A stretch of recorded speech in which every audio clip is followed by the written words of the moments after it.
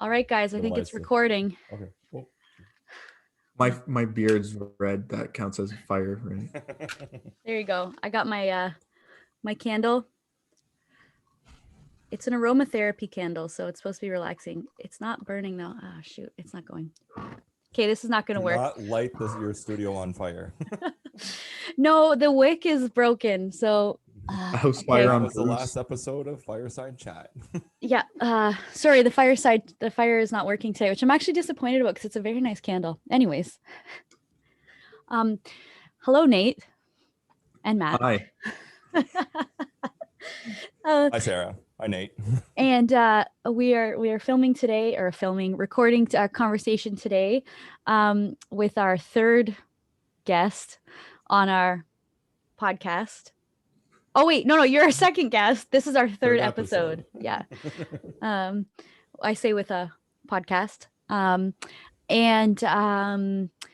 think that we started off last time just asking our last guest about, where you live, why you live downtown, how long have you lived downtown, what draws you to downtown, a very neighborhood centric question. So Nate, you want to introduce yourself? Sure, yeah. My name's Nate Hope. I live downtown on Dougal Avenue. I don't know if I want to give are we giving exact addresses? We gave blocks. Okay, yeah. Blocks. I live on the 900 block of Dougal Avenue. So that's just south of Dougal Public School, north of Erie. I've lived in this house for 2 years now. This will be my third year living here. My wife live here. I actually first moved downtown in 2011, and I moved away I was still in Windsor, but I moved out of downtown just for 2 years. Hated it. It was horrible.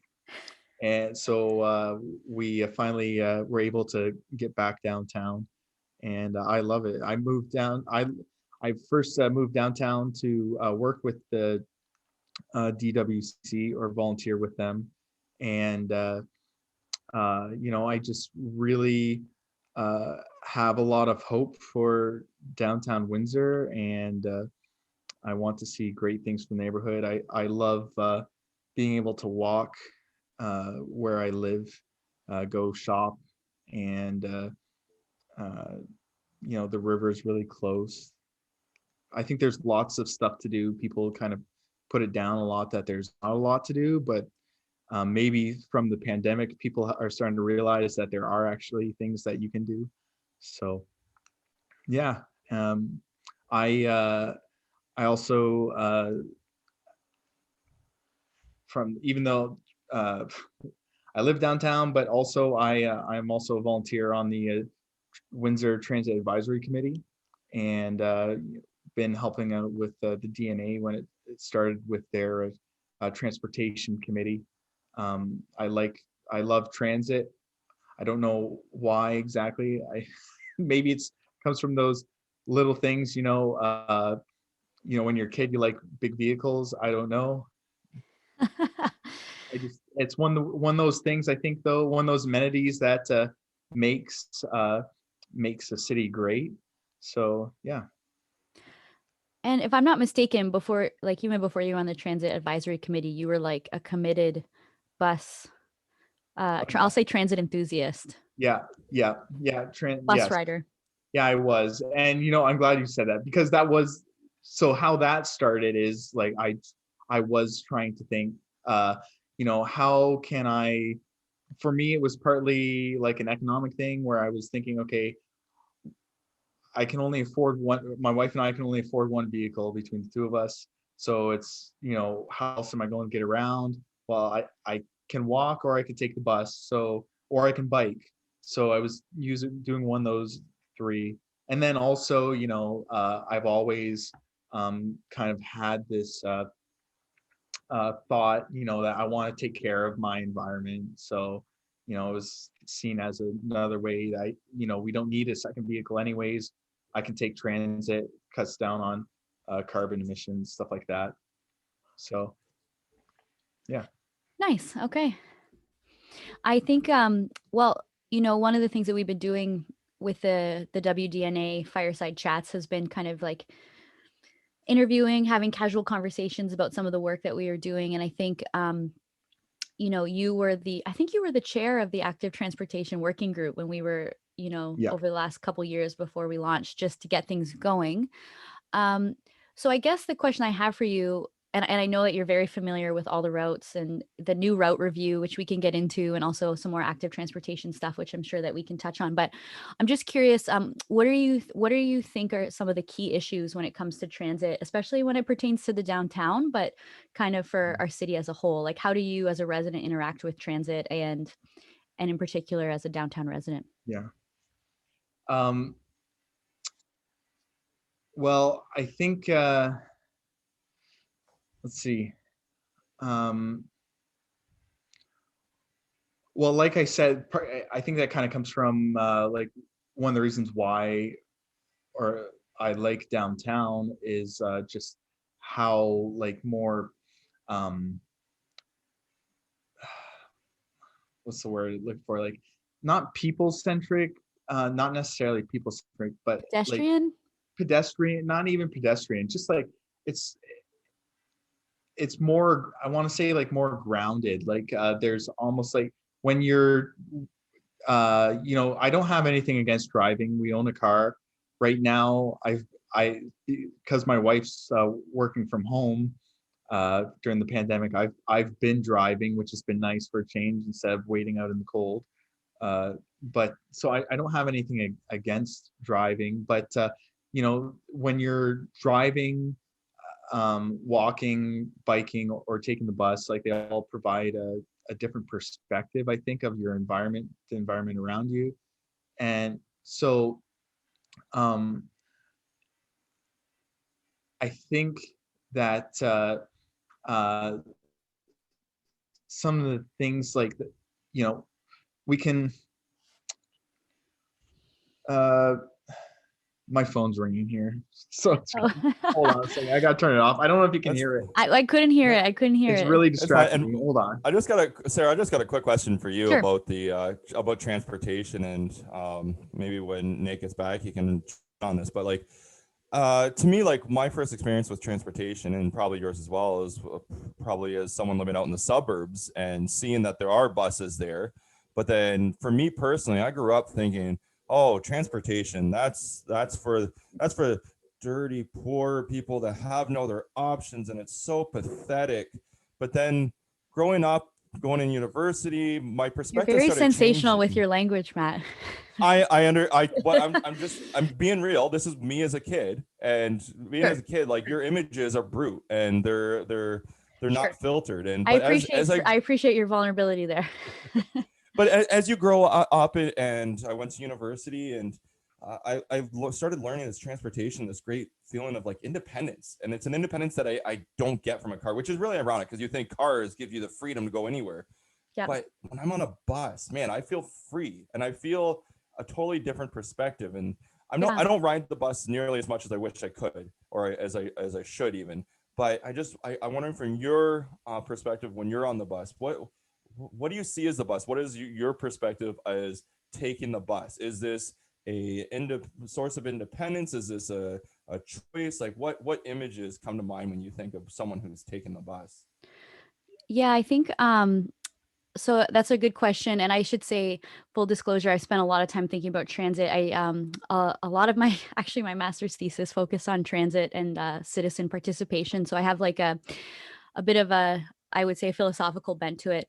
And I also didn't own a car for a really long time. I think the feeling that I had was very much a sense of independence. I lived close to Heritage. I lived in Heritage Estates, so the outlet mall there at Windsor Crossing, and there was a bus there. And I remember when I realized I could get on the Dougal 6 and come all the way downtown. Like when I was 16, like I felt a lot of freedom there. And I mean, obviously that's a very privileged kind of upbringing in LaSalle, and just like, having the bus, like having family that can drive you. Because the reality is, it got to a point of taking the bus where the transit system was not adequate enough to basically have the lifestyle that would allow for, you know, different entertainment and things like that, which is why I ended up buying a car. I think, you know, one of the things that Windsor has is the issue of image when it comes to transit. And it's not seen as a viable option. I know Nate and I have talked about this in the past. It's not seen as a viable transportation, you know, method or mode, I should say, because it didn't get the investments that it needed. And that has changed recently, and we can talk about that. But I think the feeling is, you know, really important, especially how you feel taking transit. If you feel empowered, if you feel even just neutral about it, you know, just like this is my form of mobility, that's really important to having, you know, the proper investment and all those things. And so I think our transit system is moving in that direction, but ultimately there needed to be some investment in order to get it up to a standard that it was usable for a lot of residents. And Nate, I'm sure that, sorry, I know you had to step away for a sec, but we were just chatting about like the feeling of transit and how we felt taking the bus. I don't know if you want to jump in there. How I feel taking the bus. Yeah, and where you think the state of transit in Windsor is at too, I guess. Yeah. I mean, I'm hopeful for what's coming up for transit in Windsor. It's definitely not where it should be, or even where it could be. It's really been cast to the Windsor. A lot of people see it as a car city, you know, and like I think I heard, you know, Matt say when I came back, you know, it was like looked down on, like you take the bus, you know, you're dirty, you know, or whatever, and Which is not real. It is not no, real, and I don't want people being offended. It's I take not the bus, so I hope not. No, there's a stigma associated with There it, is a stigma. Yeah, particularly in Windsor. I don't think that is the same in other cities, but it's yeah, not. Yeah. exactly. And I think, you know, all those things kind of work together, you know, like it's been neglected for so long, you know, it's almost like becomes this a self-fulfillment, right? Where it's neglected, so then it when things aren't cared for, you know, they tend to deteriorate. You know, our buses were really old. They just updated years ago now. I think it was maybe within the last 5 years now when they started bringing the new buses in. But and they're still bringing more. You know, there's still some older ones. So, but you know, being able to ride the bus for me, like when we only had the one vehicle, like it allowed for us to have more uh, you know, to have more income to play with, because we weren't putting it all towards a second vehicle. So it allowed us to have more financial independence, as well as like I was um, able to get around the city as I needed to. So it provided that mobility. Yeah. I think, you know, and you know, I don't know how old, you know, Sarah, when you were just talking about when you were first taking the bus, I don't know how old you were when you first started, but you don't need a driver's license to take the bus. You know, Yeah. if you're, I think you it's see the fare and then that's you're it. allowed to ride the bus yourself. Yeah. Yeah. So like, I would have loved that when I was a kid. Like I grew up in the county. I didn't have that. Like my bus experience growing up in the county was taking the bus to school, you know, You know, I think and that itself was probably about 45-minute ride. So I was used to that.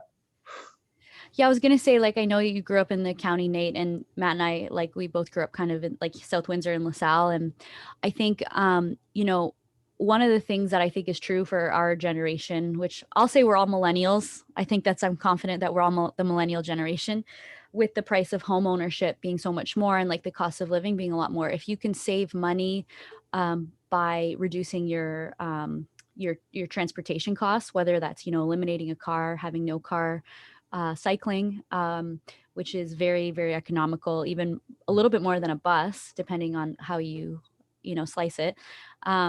So I think that, you know, I know that you mentioned like, yeah, it was saving you money. It's good for the environment. There's like all of these reasons why that we kind of invest in our transit system.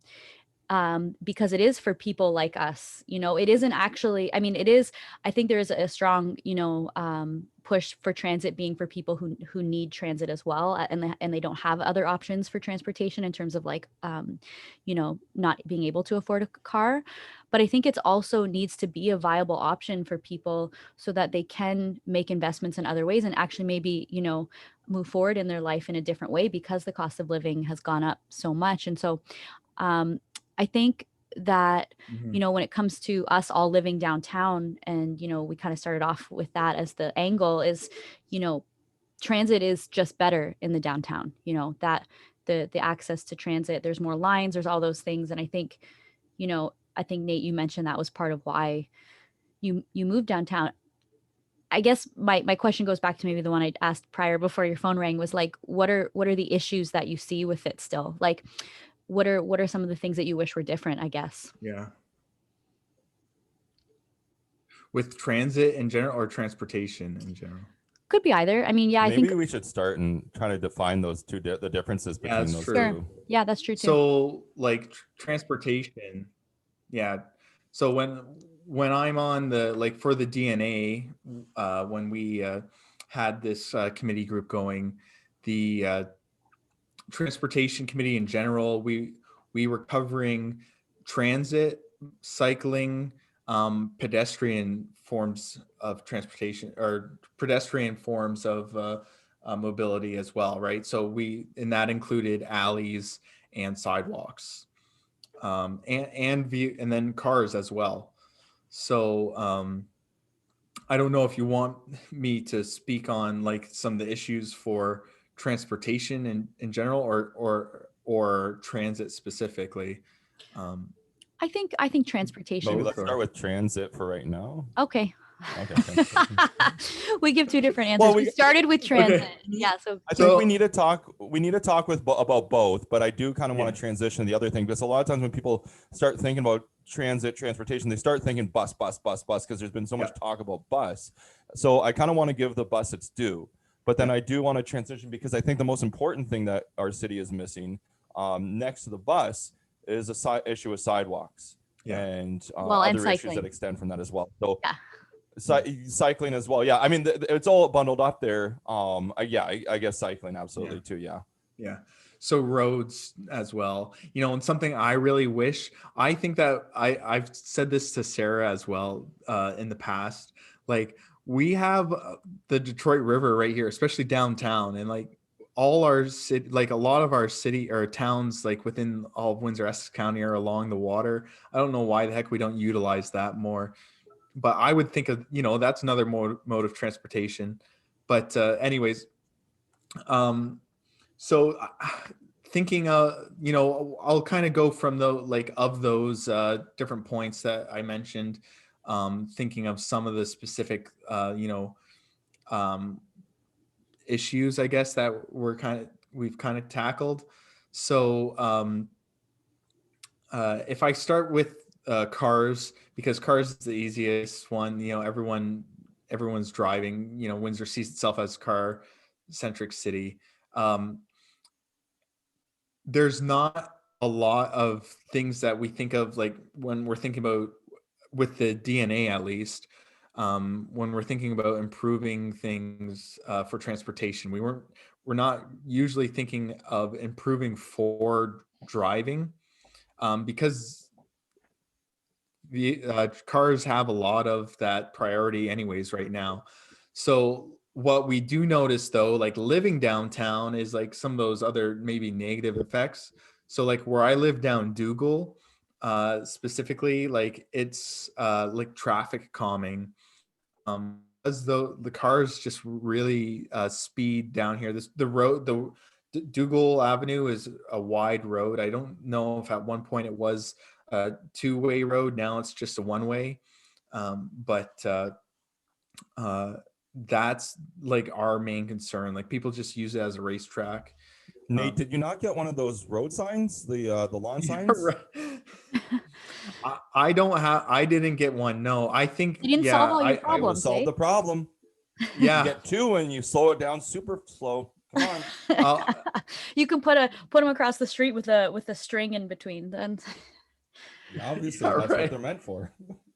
That's when you need kids to like be traffic calming, like to pretend that they have the rope. Are you saying you want to sacrifice children to calm traffic? We're gonna have to edit this Okay, out. we do not we do not endorse this. This is not our opinions. This is Nate's. Yeah, right. I think to bring this back on track, I think the point you're trying to make, Nate, is that traffic calming became a big issue for us at the DNA. Yeah, traffic calming, having to do with cars in general. Yeah, that was our biggest thing. It was more of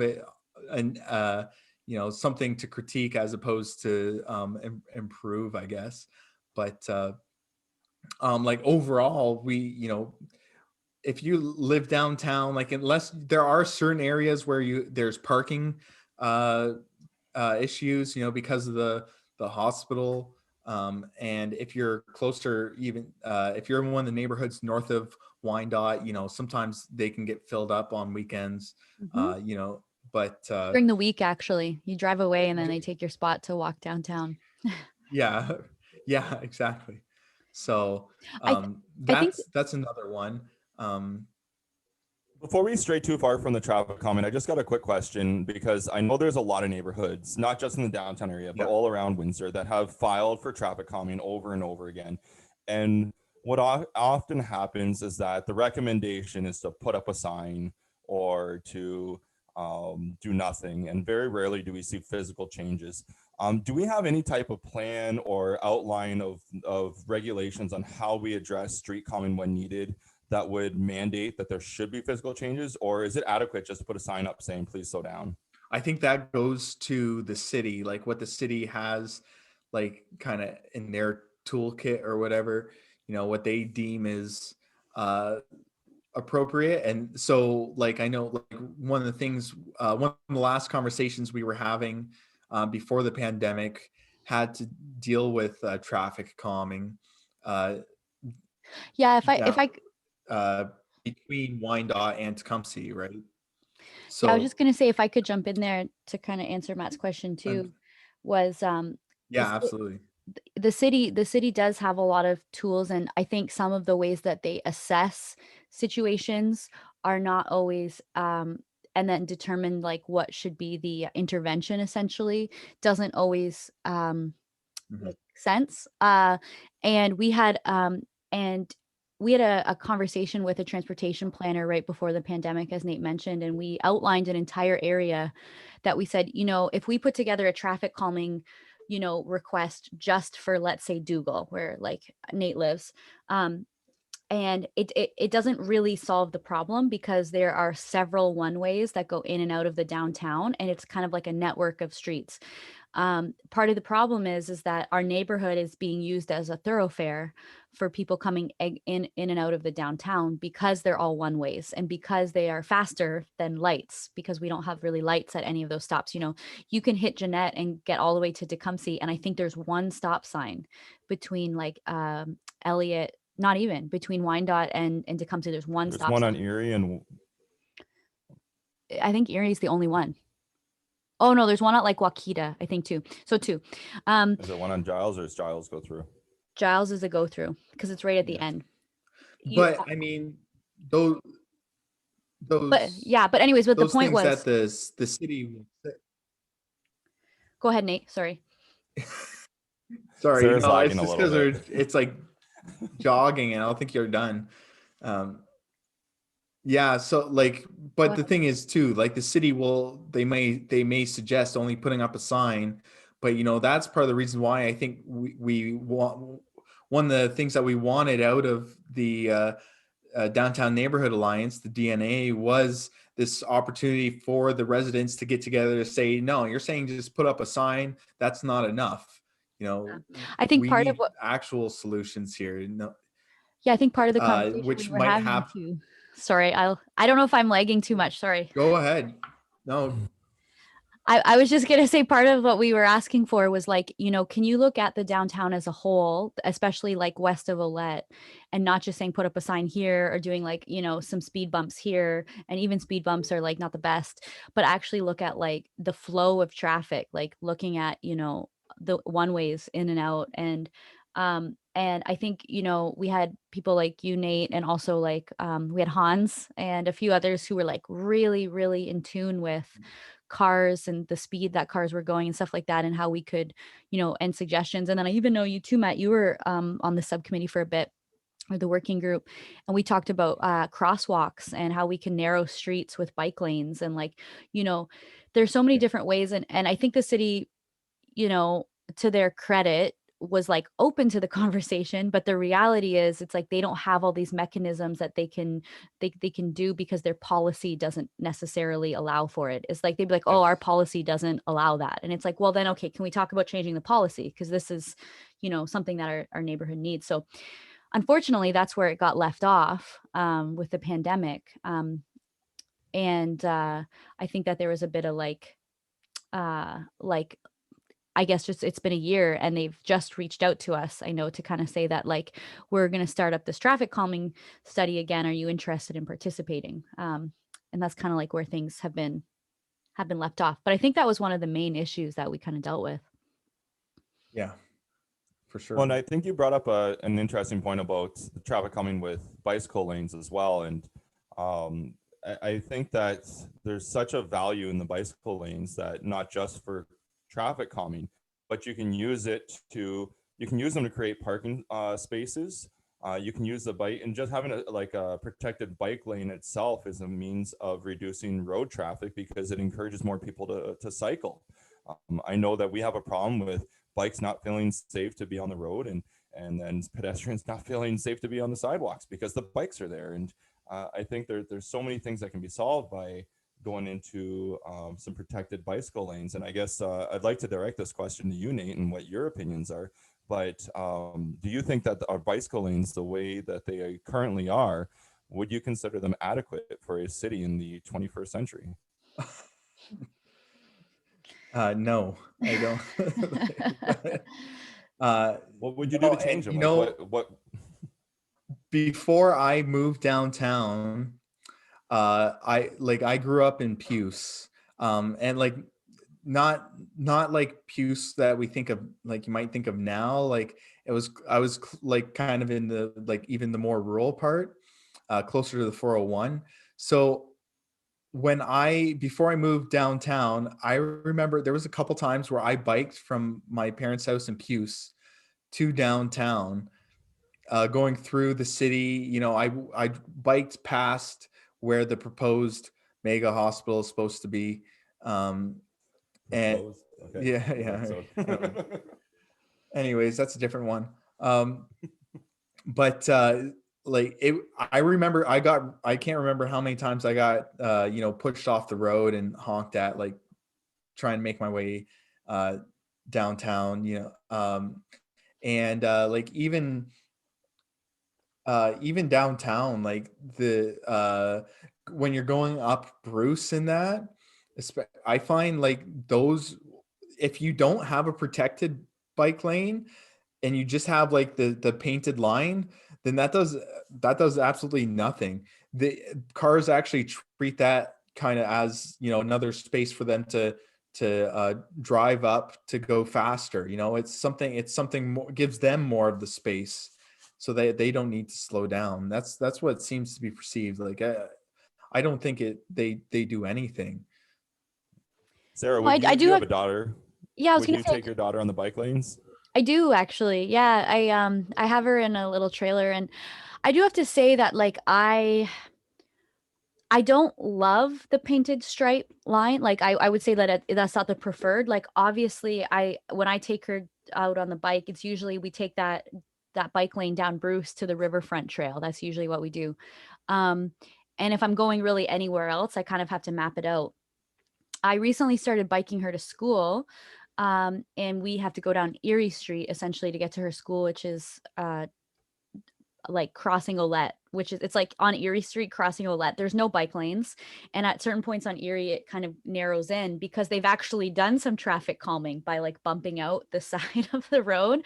But what that does is, because there's no bike lanes there, what that does is create like a really narrow traffic. So if I go through it and then a car is also coming, there's no room for me in the car. And so they either have to slow down or I have to let them pass first. And so there's kind of this like, you know, you have to be when you're cycling, especially with a trailer and a kid on like a street with even no bike lane, I find I have to be extremely attentive and like defensive, like you always should be. But there's obviously an added layer when you have it like a trailer that's so close to the ground, so close to the wheels of cars. And so I think, you know, in that instance, I would absolutely prefer a painted bike lane at the very least, because then at least there was, you know, space on the street. They wouldn't have bumped it out like they do. And I've tried to think about other routes to get there. I've thought about going up to Giles instead, but Giles has similar but different issues, and it just makes you go a little bit further out of the way. So the reality is the east-west bike lane situation, even from downtown to Walkerville, the only viable way is the Riverfront Trail, which is a nice trail, but that's like super impractical to go way out of the way and then come back and go all the way up to Giles where her school What is. percentage of downtown residents live on the river versus live way away from the river? Yeah. Exactly. Yeah. So even if you're like way up at Giles, you're not going to go way.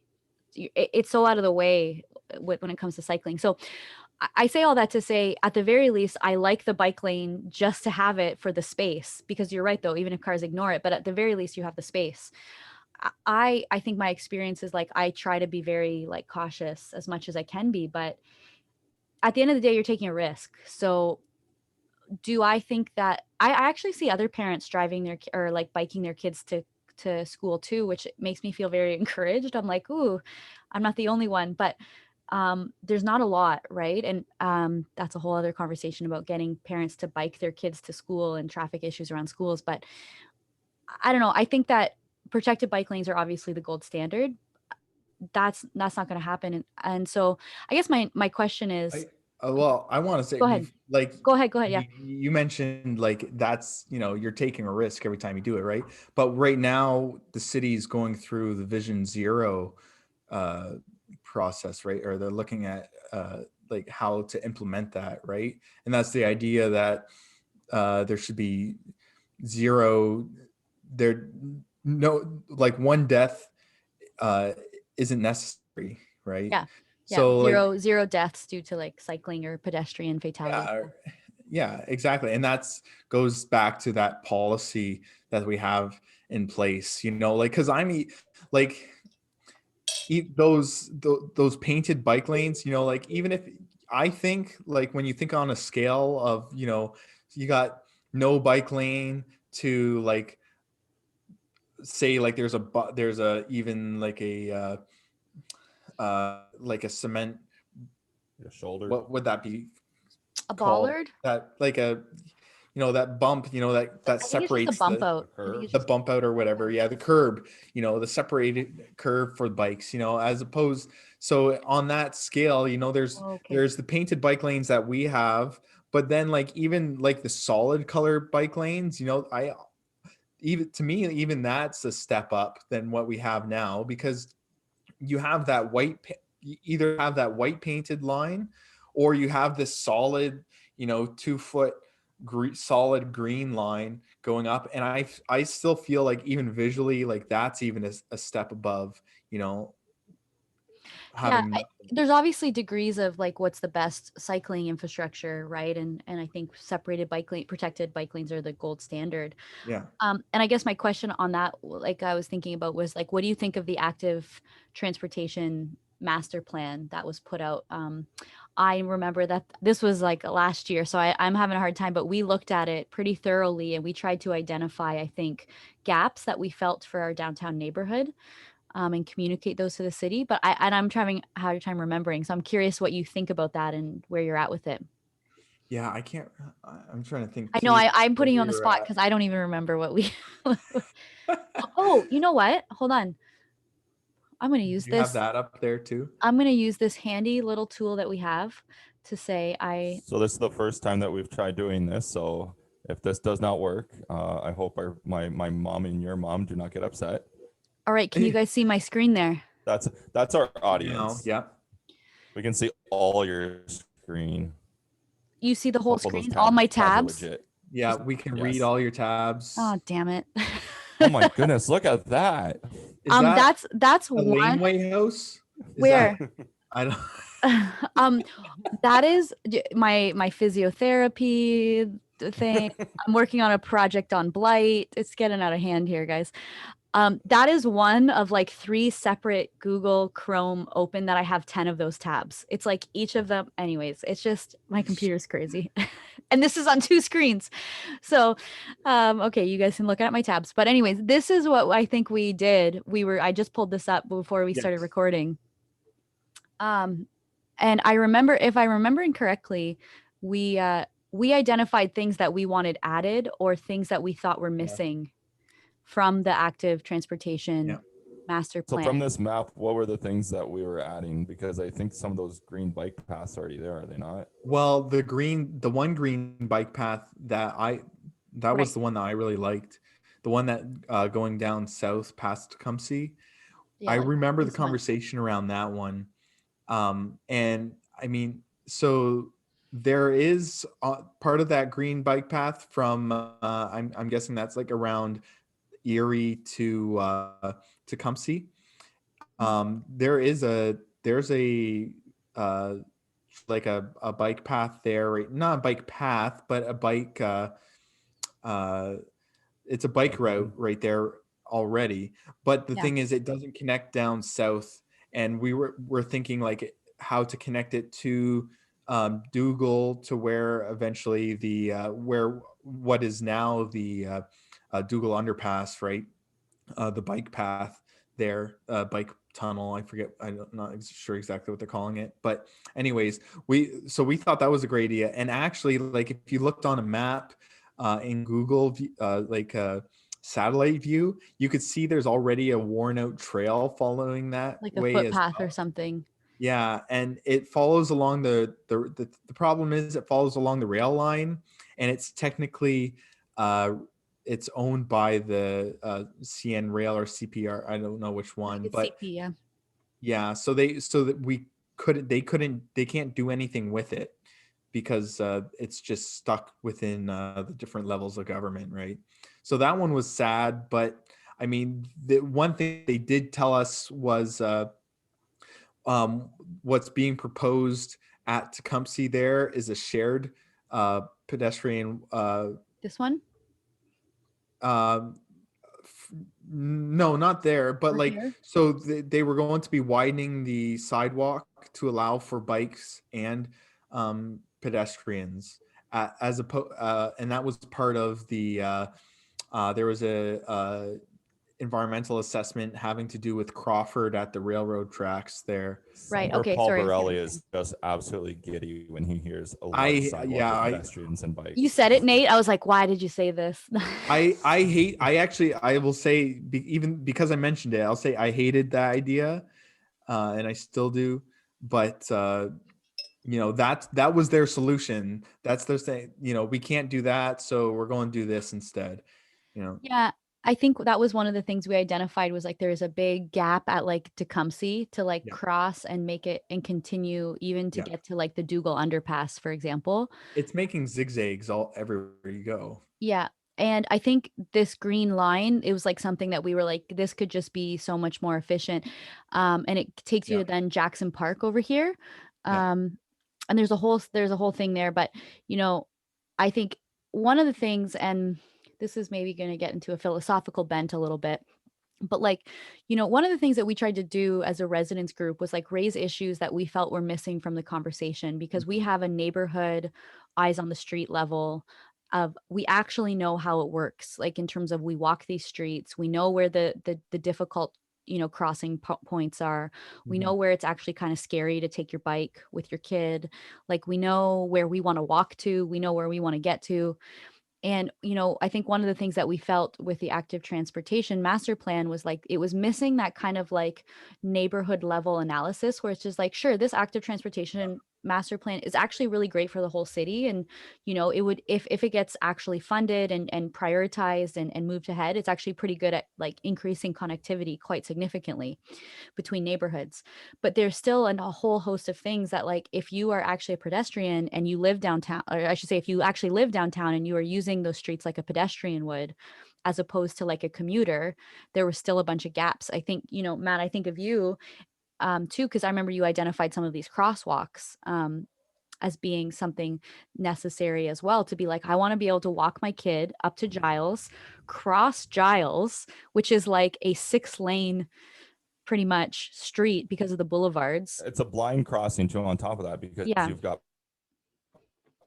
parking right at the sidewalk. It's impossible to cross, and there's no crossing guards there either for the schools that are crossing. Right. Actually, that was one of the spots too where we identified for vehicles as it being a difficulty, because Giles itself, like how it bumps out, it's even hard for cars. Yeah. And I know several people who've gotten in And accidents then the at like the median's large Dougal, enough for the cars Victoria. to actually park. Yeah, it's crazy. I mean, the boulevards are like nice looking, but they don't have proper crossings. Like it's just, and people again speed down Giles because there's no stop between Jeanette all the way to the lights. And so people go pretty fast, from my experience anyway. And then there's a park there. So then people are actually trying to cross from the north to get to the Mitchell Park, but there's no proper crossings. Like thankfully there is a boulevard so you can break it up, but like still that blind crossing part is like, I feel like the leapfrog, is it leapfrog was the game? What was the Atari game with the Frogger? I think Frogger. the Frogger should not be a quotable technique for crossing a Windsor Street. I don't think that's a reliable strategy to say, kids can just Frogger it over. And I honestly, like, that's one thing I notice about walking, because I never had a problem walking before on streets until I had kids. And then having kids and walking, it blows up all those problems that before you were just dealing with it and you didn't care. But like, try pushing a stroller and walking by a corner where there's a building on Erie Street and you have someone on a bike flying by that corner, you can't even see them. Yeah. Like I've almost lost my stroller that way. Try crossing with a stroller and a kid holding your hand across Giles. Like all these things you realize is just, they're not practical. And if we want to bring families to down, this is a major issue that we need to address, is making things easier to get around, because we don't have these big giant lots like you might have in the suburbs and the kids can just play in the background. The downtown is the playground for the kids, like going from one house to another in the alleys, out in the parks. And if the kids can't get there, it's not safe, and families are just not going to move downtown. Yeah, I think that like one of the things we do have going is that we do have good sidewalk infrastructure, and that does provide for a lot of easy walking. But I think you're totally right, is that if I don't feel comfortable that I can just like let my daughter play on the sidewalk, or I don't like, it's a lesson. There are lessons that she learns when we go on walks, which is like she knows where she has to stop, she knows what to like, because I have to teach her that stuff. And I mean, these are good like life. I think my daughter's gonna have very good street skills when she grows up because of it. But at the same time, I'm like, also there's the reality of like, there are some very dangerous spots. And I think about, if you guys can see, I hope you guys can see me circling this crossing here, which is at Church Street and Wyandotte, which is where the DWCC office used to be. And there was actually a little boy who was killed crossing the street with his 16-year-old sister in 2017. Area too. Sorry? There is. Yeah. There's a park right there too, is there not? Yeah, there's Bruce Park is right here. The school is right here.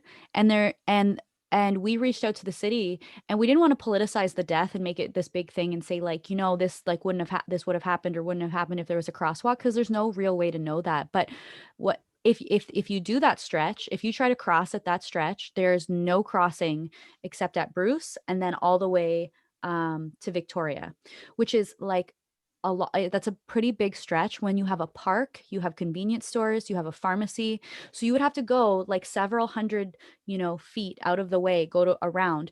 And like the sense of like a kid and like they're like a sister who's 16 like doing that isn't really there, because they're not really like, oh, I should go all the way around. It's not a natural crossing to do that. And so that's like close to where I live right now, and I always have to cross at the lights with my daughter because she like runs everywhere. But it's a really frustrating thing, because we identified just like the lack of safe pedestrian crossings, coupled with the lack of like safe cycling infrastructure, and then the speed of all of these things. They kind of all come together, like they're all separate issues that come together because of the way that the traffic planning has been, I'll say, emerged over the last several decades. And I think that like, well, and yeah, go ahead, Nate. Sorry, go. No, I was just going to say, like, and we brought that up. I seem to remember that specific crossing, and it came back to the policy again, where it had something to do with Exactly. the, Yeah. the space. Well, I think it was they won't put a light there because of the space between, like, there's already a light at Victoria, and there's light at Bruce, but Yeah. that stretch is really long. And but I forget like we asked for even one of those pedestrian crossings like they got finally at Chilver in Walkerville. Yeah. I Yeah. don't We did. remember what the response was for that, but I know that, well, I think Chris Holt had to put in his ward funds, and I think it was something like, I think other counselors helped to get the ward because it was so expensive. Mhm. I think that that was part of the reason. It was like, well, this isn't in the plan, and for us to do it, you'd have to get your counselor to put in ward funds, or like it would go to the bottom of the list and take years. And I think the amount of ward funds it was take was like ridiculous. Plus, administration wasn't supporting it because of like the lack of, policy, and they were like, oh, it's too close to the other one. But it's like those are the types of policies that like just don't make sense. They maybe make sense on paper. It's like, oh, okay, yeah, you don't want to put too many crossings. It's along Wyandotte, but then it's like this is cutting through a residential neighborhood with a park and a school less than 100 meters, like from there. Like it doesn't matter. Then Wyandotte then needs to be reconfigured, or there needs to be better cross. Like it's just there's so many things where I'm like, okay, so if Wyandotte is that, if that's what we Wyandotte to be, is like I think they call it an arterial road. I forget what the category is, Yeah. but that doesn't mean that you then shouldn't have pedestrian crossings. In fact, I actually think you could argue that you need more pedestrian crossings if it's going to be like that, cutting through the middle of a residential neighborhood. Mhm. Can I play the car guy role here? Because and Go whenever ahead. you talk about like putting in like road diet or more lights, or you're always going to get people that live outside of downtown. Almost always there are people that live outside of downtown who drive cars to downtown, and the first thing they have is, that's the dumbest thing ever. You're going to make so much traffic. Nobody's going to want to come downtown. It's going to be so hard to drive around there. People are going to be bumper to bumper. We don't want to live in Toronto. So how do you respond to a friend, a family member, when you're talking about this, and they bring that up to you, and they tell you that people need to get in and out of downtown, and anything you do to prevent them from moving in and out of downtown is going to affect the viability of the city? Like, you Nate? want so it's just like I hate that because uh I'm living down here. I know that there's a risk, but there's also reasonability. You know, when like people are killed, like a kid was killed. There. Don't you think that should be something should be done about that? Well, and I think to add on to that, I would actually change the conversation. I would actually like change the conversation around from transportation mode to mobility, and starting to think about how do we build our cities. And maybe this argument isn't going to work with like the suburban dad, like my dad who has two cars and is just him, and at one point had three.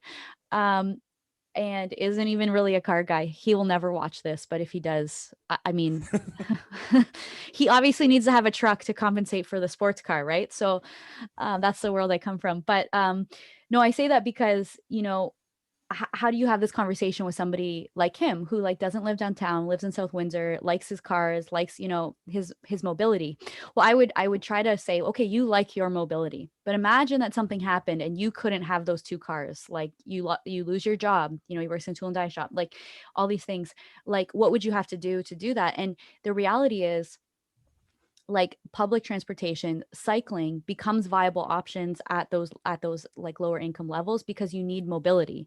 And so as a city, I think it's our responsibility to be investing in as many options for mobility as possible, not to take away from these car guys. I don't want him to have to get rid of his, Camaro. I want him to be able to drive it as a free bird, but it's to increase everybody else's mobility so that we are on the same playing field, and that everybody can afford to get to where they need to go, both to their jobs, both to entertainment.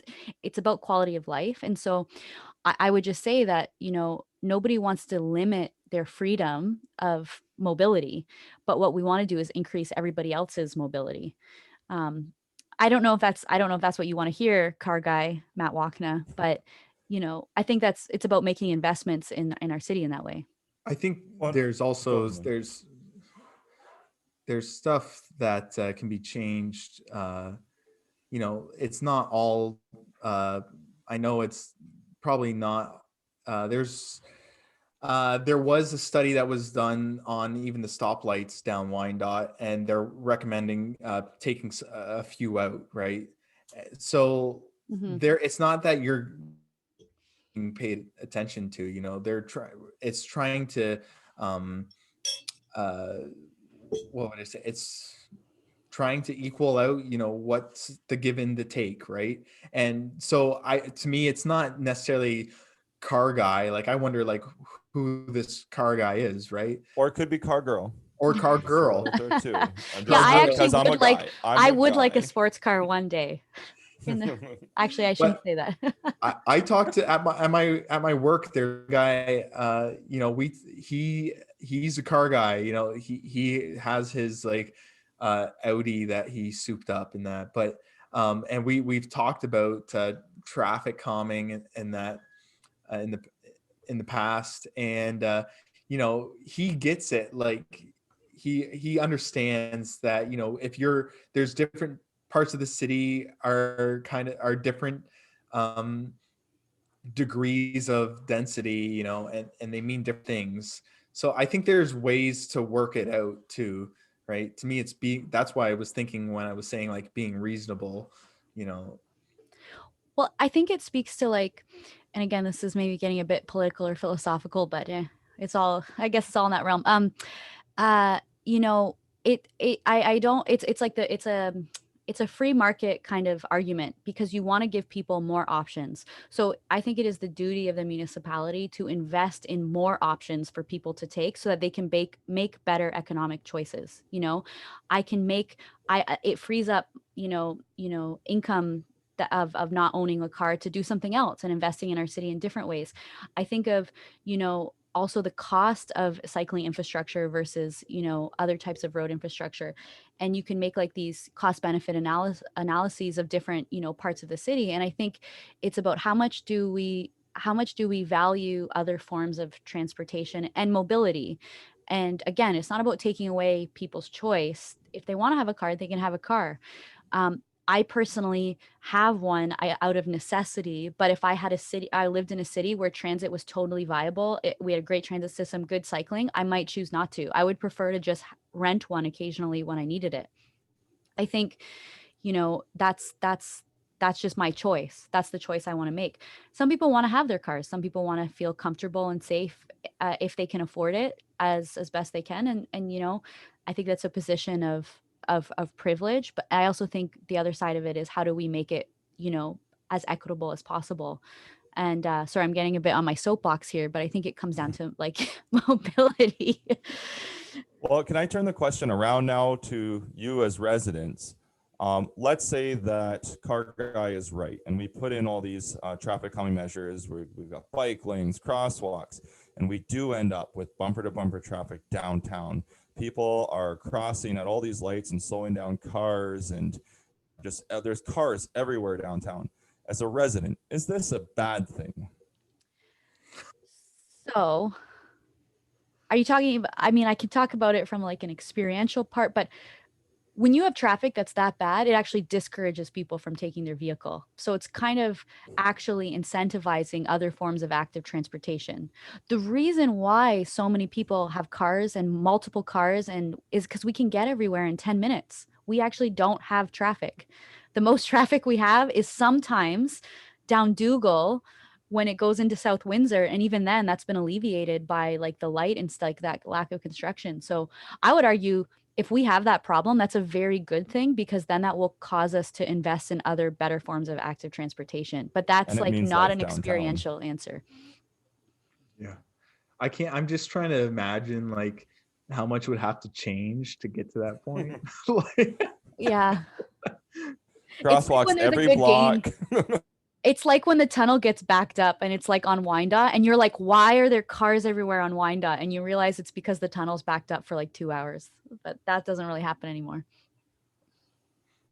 Well, now they got the cattle stall or whatever too. Yeah, that's true. I guess, I mean, that's a good question to segue into. How do you think traffic patterns will change over time in response to the pandemic? And have you changed yours? And how has that, changed your interaction with the neighborhood downtown? I guess it's a question for both of you. Matt, you should go first because Yeah, I've sure. been I'll take talking it. a I'll lot. take it first. So, Yeah, go ahead. I'm gonna tie this in because actually just occurred to me that we haven't even touched on this yet. But taking the bus during the pandemic and what kind of a mess that was with canceling the bus and everything. And I'm not even a bus rider, but my anxiety went through the roof when I heard the buses were canceled. And then I didn't even think about, okay, well, taking a bus with COVID, like how, like, do I feel safe? Because I always, like, anytime I get a chance to take the bus, I love taking the bus. I love that independent feeling. But even myself, like, now I'm going to be worried about taking that bus. And I feel like there's going to be some work needed to make sure on a PR scale that people feel comfortable and safe taking buses after COVID, even during COVID, especially now that there's that stigma having canceled the buses because everyone's going to get sick on a bus. And so in terms of driving, myself, I can't wait to be able to walk again. One of the things that is immediately affected me was I used to walk my kids to daycare and then I would walk to work because it was about halfway. And by the time I did that walk, just walking over to work was an extra 20-minute walk. So I took my time. But in order to do that, I had to drop off my stroller at daycare. And with COVID, I couldn't do that. And I wasn't able to leave the stroller, which means I couldn't take the kids, which means I now had to drive. And I found myself driving more than I needed to. So I hope that people aren't going to get comfortable in doing this, that people aren't going to be so reliant on their cars. I'm sure there's been a lot of people that usually take the bus that are now have defaulted to taking cars as well. So that is my biggest concern, is that we might see an uptick in traffic and less people using the bus. I don't see how the pandemic's necessarily going to affect biking or walking. Because people that generally do those things, unless you have this, like I said, a circumstance like with my daycare, which is none of their fault, it's the government regulations and everything. I don't see how the traffic's going to change much more than that. I actually think that after the pandemic, you might see an uptick, but it depends on, not so much on like anything having to do with the pandemic, but on like what ends up happening with Transit Windsor by by the time the You think there'll pandemic. be an uptake in bus ridership? Yeah, because I don't think you can go, because if you look at who's taking the bus, it's not, they don't rely on people that are taking the bus uh as these like casual riders, right? These are people that are actually using the bus to get from point A to point B for work or for appointments or school, things like that, right? So I don't think you can go down too much more, to be honest. Um, like, and I think like having to do the stigma, I don't think you can go down too much more either, because the stigma to me, like, it's not so much like it was just poor leadership on part of the mayor to cancel transit. It was word, it was, I don't care, like, I'll say it, because It's like, go ahead, if Nate, go you ahead. we were at this second wave or whatever was worse than our first wave, and we had transit running through this wave, and how many did the city health unit translate any of those cases to the bus? I don't know. I got sick. I didn't get it from the bus.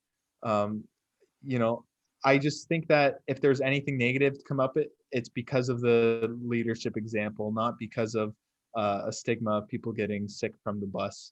I think My traffic pattern, like, personally, it changed, but it was, I think, the reason why I started driving instead of taking the bus, like, and biking, because I was biking to work as well, either taking the bus or biking.